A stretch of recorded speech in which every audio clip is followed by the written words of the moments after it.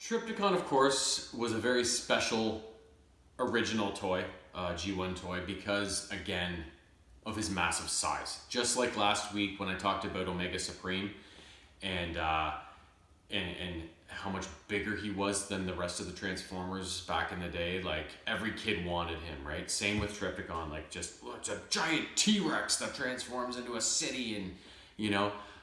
So he was very much sought after, and I believe the G1 toy had some sort of battery pack inside of it to, I don't know if he made a sound or something. I'm not 100% on that, but I'm pretty sure that he had something like that. And he had the three modes, just like here, the city, the battle platform, and the T-Rex. And I only knew one person that had the G1 toy when I was little. It was a set of my cousins that lived half an hour, 45 minutes away, that we saw all the time when I was a kid. They had Triptychon, so I remember that was another one of the favorite things when I went to their house. I was like, oh, where's Triptychon, right? I always wanted to play with him. I never had him, of course. That's why I was so excited to go to their house and play with him there. So now let's, after saying all that and mentioning his G1 toy, let's have a look at it.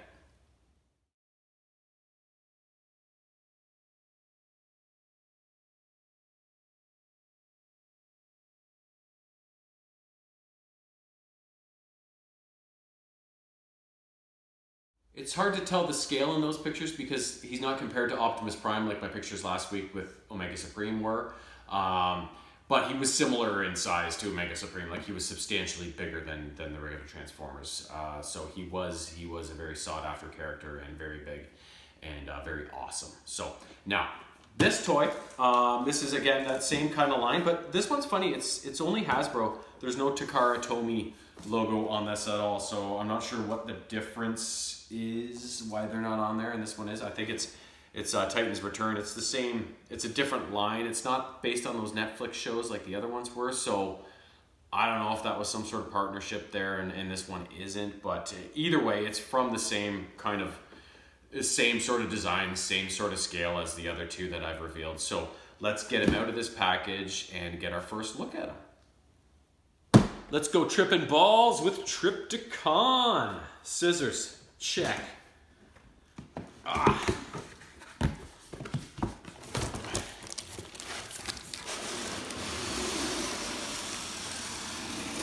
He's not really in any sort of mode. He's kind of in like T-Rex mode, but his legs are off.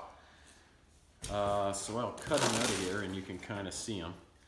I was gonna say, like, he's such a weird, like the other ones, like they're tall, skinny robots, so like, easier to pack. I thought with Triptychon, with being a T-Rex in such a weird shape, I was like, how are they gonna package him? Like, what mode is he gonna be in? How are they gonna fit him in there? I thought for sure he was gonna be in his battle platform mode because that seems to be the most compact mode, but they seem to have him in this T-Rex, part T-Rex mode. So there he is there, kind of you can see his head up there. This is he's got a little guy that goes with him, this little car that kind of attaches to his chest and can drive into him and stuff like that. That's what that was attached to. So yeah, that's everything removed there. So we're not really getting a good look at what he's going to look like here, but there's one leg. There's the other leg. And he doesn't really have any accessories that came with him because he, oh God, he's got stickers. What the fuck? I gotta put stickers on this guy. Because he doesn't really have it like he's a T-Rex. All he does is stomp and smash, as you saw in his video.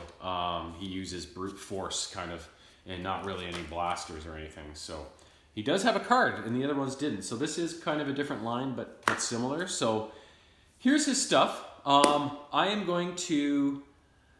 might not do my time-lapse video of the transformations, including the stickers. I might just do the stickers off camera because God knows how long it's going to take me, and I don't want to take up that much video computing power because my phone has all these space issues. But here he is in pieces right now. We'll get him transformed into his various modes, take some pictures of him, and then we'll wrap this up once I have all of that taken care of.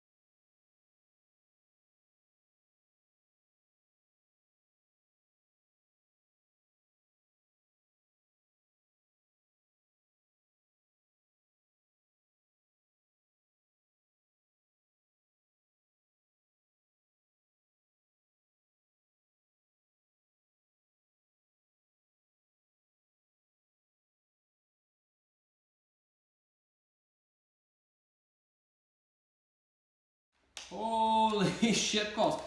He is probably, I'm going to say maybe he's a little bit shorter than Scorponok and Omega Supreme, but he's still the same size. Like he's a little more wide, a little short, a little more wide because of his type of form. But there's a lot of robot here, and there's a lot